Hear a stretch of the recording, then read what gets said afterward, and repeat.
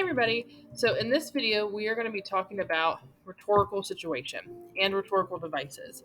So your rhetorical situation and rhetorical devices, these are everything that you have to consider when you're creating any form of communication. And especially in an argument essay or any kind of essay, you have to go through and brainstorm out the rhetorical situation and how you're going to use rhetorical devices. So rhetorical situation is everything that concerns your paper or everything that concerns your communication. Okay, so like your audience, your purpose, everything your communication has to be about. Your rhetorical devices are then strategies that we use to be extra persuasive, and we have to consider the situation to decide our strategies. So, this is a way your rhetorical situation and devices, what we're going to go through today in this video, is how you brainstorm out a paper, how you brainstorm out any communication, everything you have to consider when you're creating that communication, and then how you start to sort of plan it out within there. Okay. So the first thing in a rhetorical situation, that's everything's fine, is your purpose. Okay. So this is what in the world are you even going to talk about? What is the purpose of the argument? What is the purpose of the conversation? So in an essay, your purpose could be that you want to convince people that they need to start gardening, to have sustainable groceries within there. Okay, so your purpose is to convince people to garden. Okay. So, but if I'm also, maybe it's communication, maybe my purpose could also be that I want to convince my boss to give me a raise. So, your rhetorical situation isn't just for essays. Really good arguers, really good debaters, people that are very persuasive, consider the rhetorical situation anytime they have any form of conversation.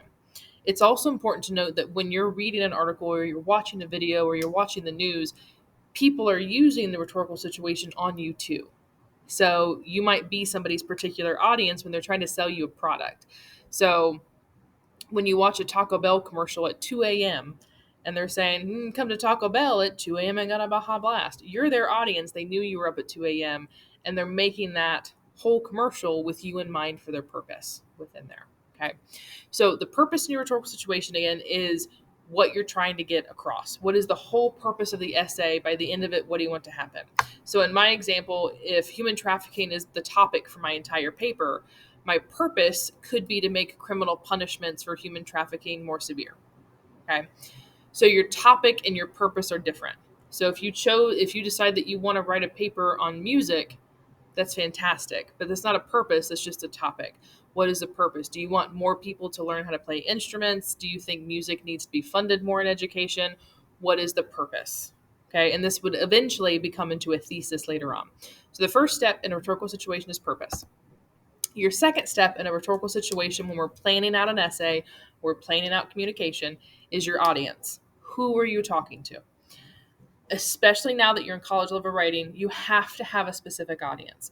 So let me go back here for a second. If I'm arguing that human trafficking um, has to be reduced and we have to make criminal punishments for human trafficking more severe, I can't just argue that to anybody, because if somebody's arguing to me, hey, we should make punishments for human trafficking more severe, that's great. I can't do anything about that. I don't I can't change punishments. I can't change laws. I can't go into a courtroom and tell a judge what to do. So I'm not the audience for that purpose. So this is why you have to come up with the purpose of your argument or your essay first, and then you determine your audience. Who are you arguing to? So if I'm arguing in this example here, if I'm arguing that state testing requirements need to change, that state tests are terrible and we've got to change it, I can't argue to parents about that. Parents don't do anything about state tests. I can't argue to students about that because you guys take the tests, you don't make the requirements. I can't argue to teachers about it because teachers, again, we don't make the tests, we just have to give them. So instead, my audience has to be the Ohio Department of Education because they make those requirements. They determine what those requirements are. So your audience has to be who your specific purpose pertains to, who's going to do something with that information, who's going to do the purpose within there. This is also how you avoid saying I and you in your paper because it's not your opinion anymore. So you're not saying I believe this. You're making the argument, you're supporting it with facts, and you're not saying you have to cancel state testing because who is you? I can't cancel it. I can't do anything about it. So the you, that second person that you would use in your writing, becomes your audience. So instead of saying you need to cancel state testing, you're going to say the Ohio Department of Education needs to cancel state testing. So having a specific audience isn't just going to make your essay more persuasive, it's going to make sure that you don't write in second person and that you're writing in third person only. So it's a very specific audience that you're arguing to. So then the rest of your paper and the rest that we're going to talk about here, you make all of your decisions on how to write, what writing strategies you use, what kind of research you're looking into. You make all these decisions based on your audience and your purpose. If you don't have a clear audience and you don't have a clear purpose for an essay, I can guarantee you're not going to get a good grade. It's not going to go over well. Or if even it's communication, it's not going to be persuasive. So, an example, if I want to make a promposal and I want somebody to go to prom with me, but I have no idea who I'm asking to go to prom, that promposal is going to flop. So, if I just like stand in the middle of the parking lot with balloons and say, go to prom with me, nobody's going to say yes, because who am I talking to? I can't make it specific to who my communication is for. So any communication, any argument, persuasive essay, anything like that, you have to have a very clear audience and a very clear purpose. Super duper needed. Okay. The third aspect of your rhetorical situation when we're brainstorming out any paper is your context. Your context is probably the most difficult aspect of your rhetorical situation because it includes the most thought process where you've really got to think about everything about your topic. Your context is also going to change as you research and as you write. Okay. The context of your rhetorical situation should continually adapt and be added to. So the context, okay, if this is my argument, this is my topic and my purpose, this is what I want to argue about.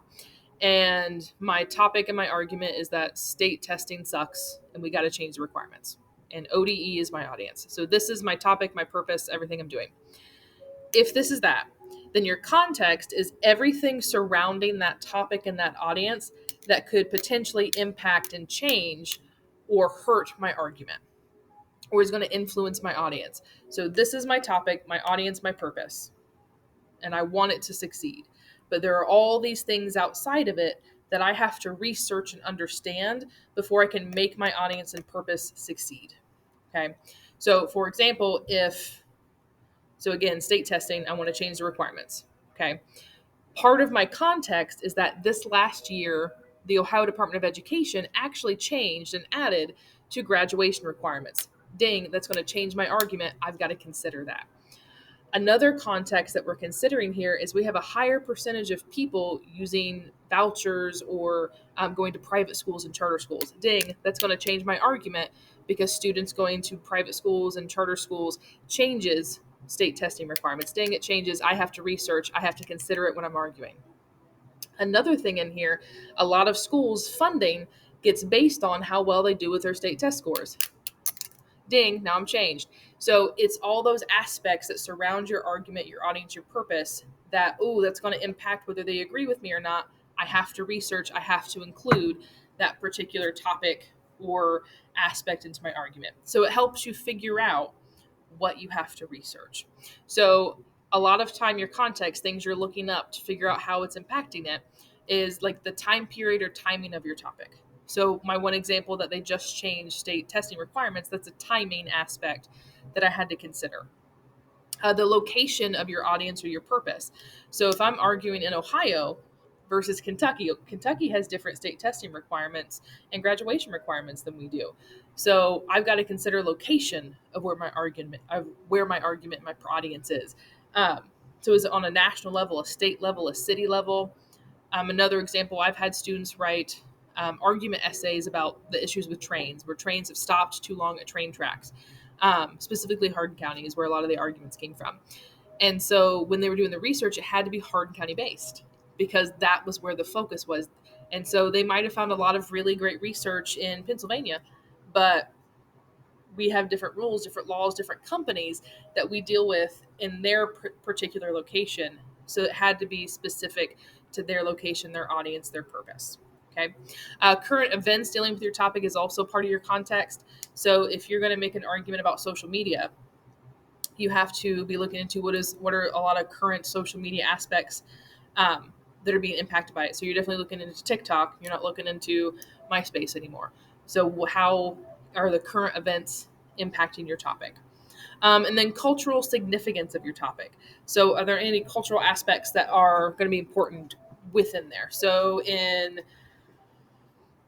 can't think of an example. So in education, so within Ohio, um, a lot of our voucher programs that go into private schools are also like religious schools within there. So we're going to have to consider that when it comes into context of my argument and how I'm trying to convince ODE to change particular things. So this is your context is where you start to brainstorm and bullet point everything you have to research, which is why it should keep changing and you should keep adding to it. When you very first start to brainstorm a document or a paper, your context might be like 5 to 10 bullet points where you're like, okay, I have to know what the graduation requirements are. I have to know how they came up with the tests. I have to know why they do the tests. So I bullet point what I need to know. And then I go do research, I read the articles, I take notes, I figure out what I know and what I don't know.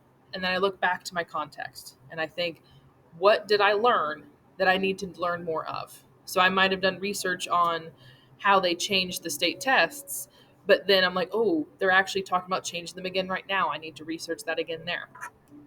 So your context is your brainstorm for research, where you keep adding and changing it based on the research you're gaining from it. Okay. This should also consider your counters, how people might disagree with you. So if you've already decided, so in my essay, if I'm saying that state testing requirements have to change, that's my purpose. I've already decided what side of the argument I'm on. That means that I have to also, in my context, include counters. Why would somebody disagree with me and say, no, these requirements are perfect? Or no, instead of changing the requirements, we just need to do this totally different thing here. So I have to also research counters and figure out what those counters are too. That's part of the context. Okay. So in a rhetorical situation, audience and purpose, extremely important because you can't do anything if you don't know them. Your context is the most in-depth aspect of that rhetorical situation because it's you brainstorming what you have to research and everything you need to know to be persuasive. Okay. Because again, if I get in an argument with my audience and they come back at me and say, well, you didn't think about this, I sound stupid. Okay. Um, so example in this one, if they come back to me and I say, well, yeah, we have to use this for funding, da, da, da, da. But then they come back and say, well, didn't you consider how we get money in this way, this way, and this way? And if I say no, I sound dumb because then I can't come back at them in a counter rebuttal and actually understand what they were trying to get across there. So it's you making sure that you've got all your ducks in a row, you've researched everything you need, that you have all the aspects of the argument and the purpose together to be able to be the most persuasive that you can. Okay, so that's context. Your circumstance four, this is your genre. So we have audience, purpose, context. The genre is where you decide what style you're going to do your communication or essay in. A lot of the time for a class, we're going to tell you what the style is. So I'm going to tell you, you have to write a persuasive essay or an informative essay or a narrative essay. So we're going to tell you, hey, it has to be in this style.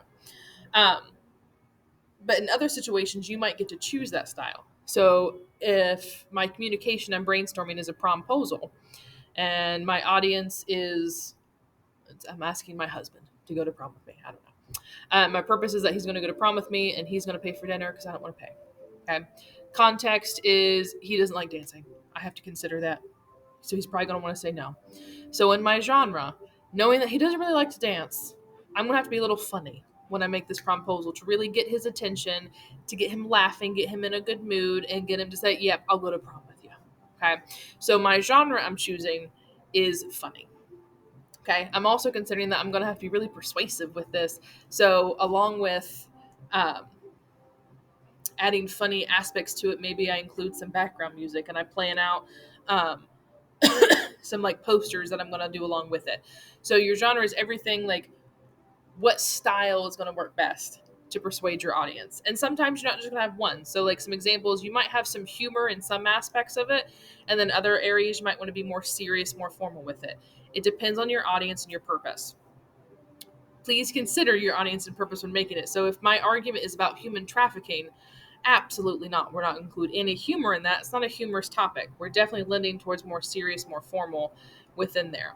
I'm also going to have to be careful being too emotional because I don't want people to just cry the whole time. That's not my purpose. My purpose is to um, maybe change laws. I'm not going to make them cry the whole time. So I'm also going to let's not include too many emotional things. Let's be more serious, formal. So genre is you choosing style that you're going to make your communication in that works best for your audience and purpose. Your medium is when you're choosing how you're going to communicate. So again, for most of your college essays, we're going to tell you that you're going to type an essay, or you're going to give a speech, or you're going to make a PowerPoint presentation, or you're going to do some slides, or you're going to make a poster. So we're going to tell you this is your medium. Sometimes you'll get to choose. Okay. Sometimes you have a choice to do a podcast. So maybe a podcast will work best. So you're going to choose the medium that, again, works best for your audience, purpose, context, and genre. So if I'm asking my husband to go to prom with me, I'm not going to type an essay because that's not very persuasive and funny to get him to go to prom with me. But I might record a video for him to watch and maybe a podcast in the background and then have a poster as well that he gets to look at that leads him to the video of where he's going. Okay. So your medium is you choosing how you're going to communicate. Is a typed essay best? Is Google Slides best? You're choosing that medium. Again, most of your teachers are going to choose the medium for you. Um, but in any situation that you're assessing, your medium is an important aspect to consider for audience purpose. And then the final one is occasion. There's two aspects to this. It's a little confusing. So the occasion of your conversation, your communication, or your essay is when you do it. So when am I going to give this communication? So that's aspect one. For your college essays, it's your due date. That's the occasion. Like your occasion when you give the essay or when you give the project is your professor said or your teacher said, this is the due date I need it here. That's your occasion. Um, but for like my promposal example, since my husband works 16-hour shifts, I'm definitely not going to be doing the promposal at midnight because he's in bed, he's asleep, and he's going to be grumpy if I wake him up to do a promposal. That's rude.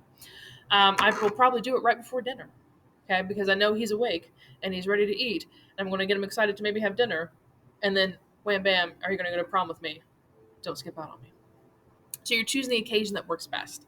Um, Again, for most of your essays, we're choosing the occasion for you. The other aspect of your occasion is when your topic is taking place. And are you choosing the best purpose for the occasion of it? So if I want to make an argument that,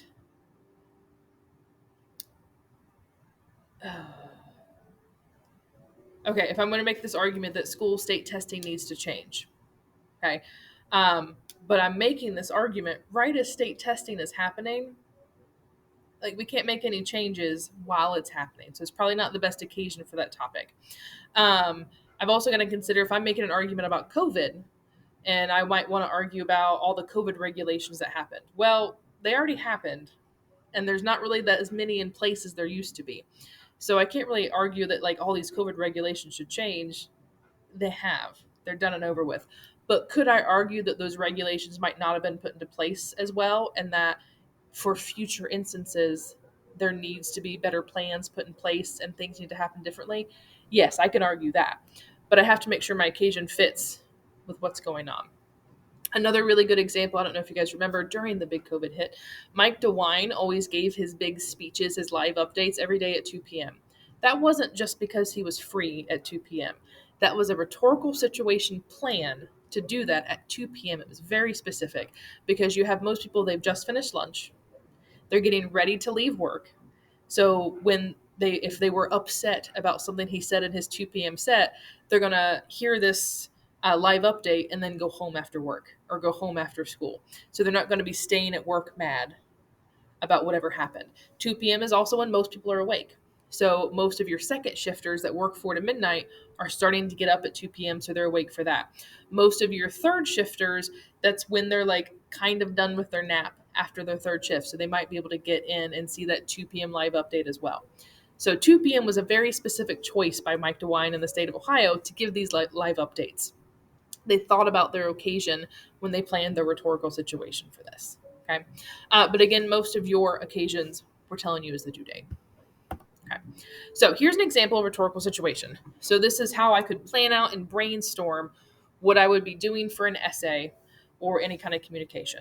So if I decide my purpose that I want to provide more mental health resources for Ohio students, that's my purpose. By the end of my essay, by the end of my communication, I want more mental health resources for students. Okay. So then my audience has to be Ohio Public Schools. I can't argue to students. I can't say, hey, you guys make more resources for yourselves. Um, and I can argue to teachers a little bit, but teachers don't make the budgets for these resources. Teachers don't buy these resources. They implement them and they have to be trained on them, but they don't buy them. So the teachers themselves might be a little part of my audience, but they're not the main portion. The main portion would be like the school system itself, the administration, the higher ups that are going to make the decisions of what resources they're purchasing, where the money goes, and how they're used within there. So my audience had to be specific to make sure my purpose could actually happen within that.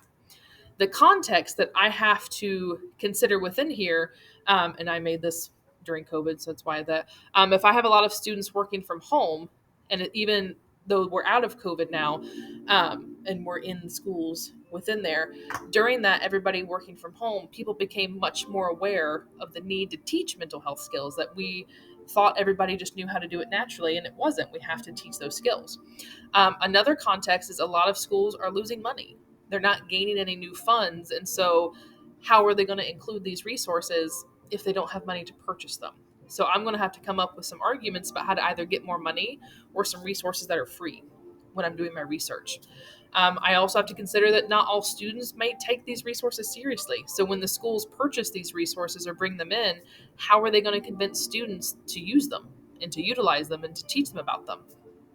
I also have to consider that not all schools have guidance counselors available daily to students. There are some schools where the guidance counselor is only in 1 day a week, or they might not even have one at all.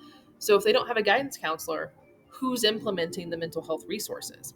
So all of these are my contexts that now, I've got to research and figure out how am I going to make sure this works and that my purpose is actually achieved and my audience listens to me. Because again, your end goal, yes, my purpose is to get more mental health resources, but my end goal is that my audience listens to me about that purpose. My genre is a persuasive essay because I was assigned it. So I have to do a persuasive essay.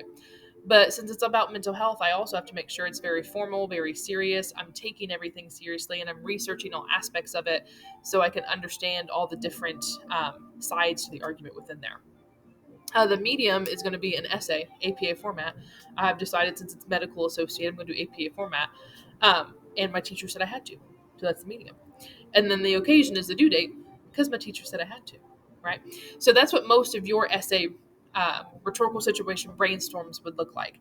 But this is something, and I've seen people use this to help persuade um, their parents to buy them something or to help them prepare for a job interview. I've had plenty of people do rhetorical situations to prepare for job interviews, to write their resumes. This is something that's not just for writing essays, it's for any communication. When you're trying to be persuasive, this is how you plan it out to be the most persuasive that you can be within there. Okay, so all of that was rhetorical situation. It's your brainstorm for the essay itself or for the communication, whatever it is, what all you have to do. The next aspect is your rhetorical devices. So hopefully you've heard this in your high school classes before, but this is your ethos, pathos, logos. These are the devices are ways that you ensure you're being persuasive. Like we know our context, we're going to be persuasive with that. But ethos, pathos, and logos is like a triangle, and your paper has to have all of them. And I like to think of it like an inverted triangle because we have ethos and logos up top. We have to have it, and pathos is at the bottom. We need it, but like a sprinkling. We don't need tons of it within there. So, logos at the top. So, we have to have in our essay. Every essay, every communication has to have logos. Logos is just Latin for logic. So, your argument has to make sense. And you're using writing strategies. So think back to last week. You're using writing strategies that create more logic, that help it make sense. So, an example, if I'm arguing that the sky is blue and I'm arguing to a 5-year old, I am not going to use logic where I'm going to define the atmosphere and the chemical makeup of the atmosphere and why it's blue, but I'm going to talk about color blue and why it looks similar to a blueberry, maybe. I'm going to compare it to other things. So I would use the writing strategy compare contrast when I'm talking to a 5-year old as to why the sky is blue, because I want to make it easier for that 5-year old to understand. But if I'm talking to a fellow adult about why the sky is blue, I'm going to use a defining strategy. I'm going to define those specific elements and the scientific reasons as to why the sky is blue. Okay. So your logos is your logic. How are you making it make sense for your audience? Okay. So considering you have to think about, what does my audience know? What do they not know? And how can I use logic to make it make sense? Your logos is your analysis. So remember, we've talked about paragraphs before. We meal our paragraphs. Um, if you're new to my class, you might not have heard me say that yet. But when you write a paragraph, it's mealed. So you have a main idea, you have evidence, you have analysis, and then you link, you end your paragraph. Every paragraph is mealed. So the analysis portion, where you have to explain your evidence and why your argument is correct, why your main idea supports your thesis, that's your logos. That's where you analyze and explain why it makes sense. Why does it support my argument? Why does this matter to my audience? Who cares about it? So that's where you have to explain and make it make sense. And you choose writing strategies based for your logos. Okay. So logos up top, every paragraph has to have logos.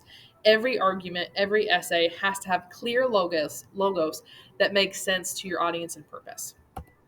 The third or second rhetorical device is ethos. Ethos stands for ethics. Okay. There are two aspects to ethics. The main one that you'll see is your evidence. Okay. So in any argument, it has to make sense. But I also have to have evidence, because I can't just say the sky is blue without evidence. I have to show you the sky is blue. I have to give you my scientific reasons, and here's my textbook where it says why it's blue, and here's why the scientist says this.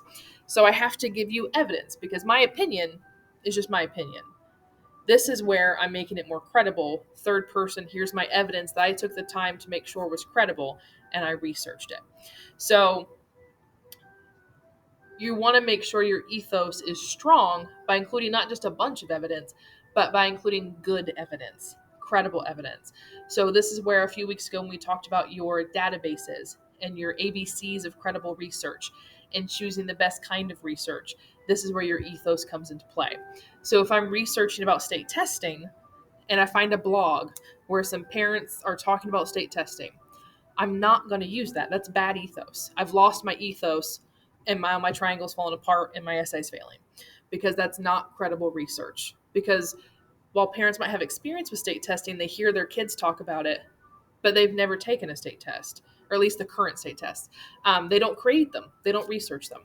So then instead, I'm going to find Ohio Department of Education article where they explained all the laws dealing with state testing. Now that's credible, and I can use that.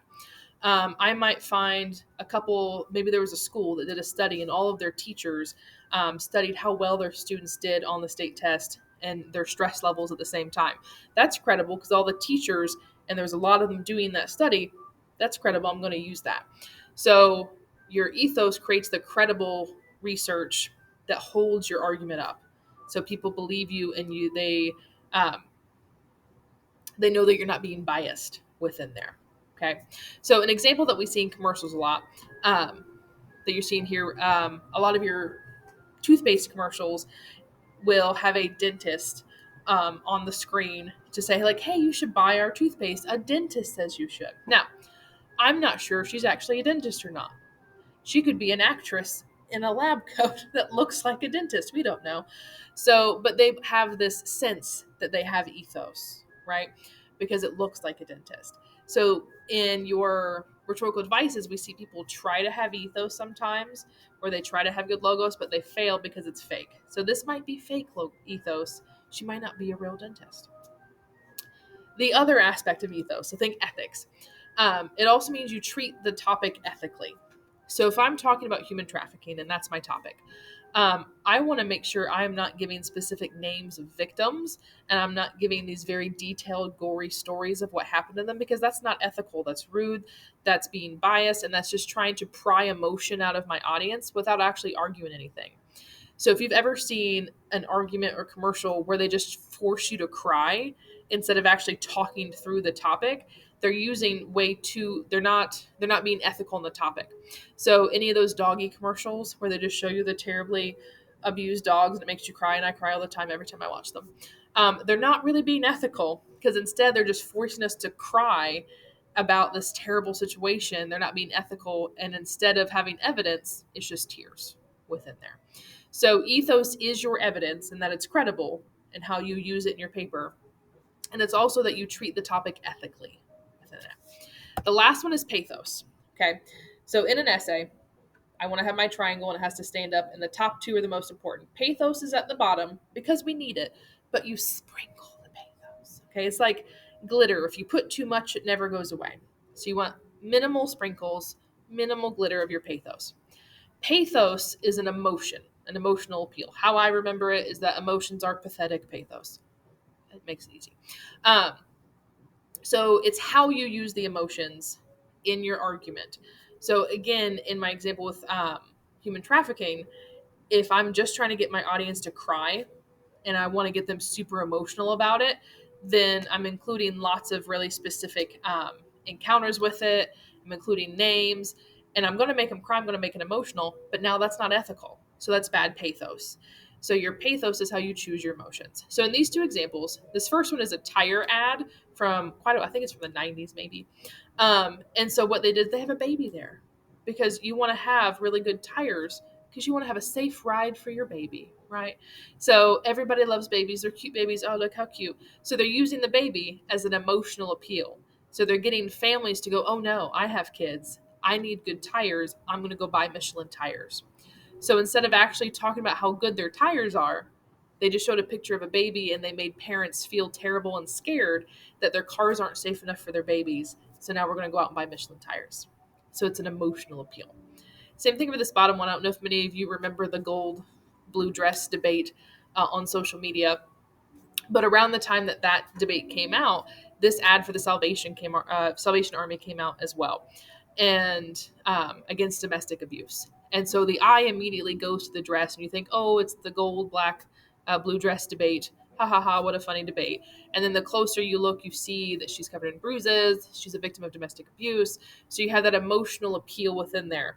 But they did it in a way that like lends into it slowly, and that the audience doesn't automatically see it. And again, they don't include a lot of information or a lot of ethics, a lot of evidence within here to support what they're doing. It's fully an emotional appeal. So these emotional appeals work for commercials because we as humans are emotional beings, and we get upset and we go, oh my God, I've got to do this now. I saw the baby, I got to buy tires. They're terrible for essays though, because it makes you biased. It makes you sound too opinionated, and it takes away from your logos and it takes away from your ethos. So when you create an argument, you want that sprinkle of emotion. You want to make your audience care about your topic, but not cry. You don't want to send them into a depressive state. You don't want to make them just consider only the emotions, but they have to care about it. So, for example, if I'm making an argument about state testing, that sounds terribly boring, and I don't want to read a paper about state testing. That would be horrible. But if I include enough pathos to make my audience and my reader care about that topic, then they're actually going to be invested and read about this terribly boring topic of state testing and listen to my purpose. Okay, so sprinkling of pathos in your arguments. So we've gone over a rhetorical situation. That is everything you brainstorm a paper for. That is everything your communication and your essay has to consider before you write it. Now, your ethos, pathos, logos, this is now everything that you use in your paper. So now that I know my rhetorical situation, now I can figure out how I'm going to use ethos, logos, pathos to have the most persuasive paper and most ethical paper within there. Okay. So take a minute, take your notes over these, and then you're looking at the rhetorical analysis assignment using these notes. Okay. If you have any questions about rhetorical situation or rhetorical analysis, or if you want more examples, please let me know and I will assist you with that. So, everybody, have a great day.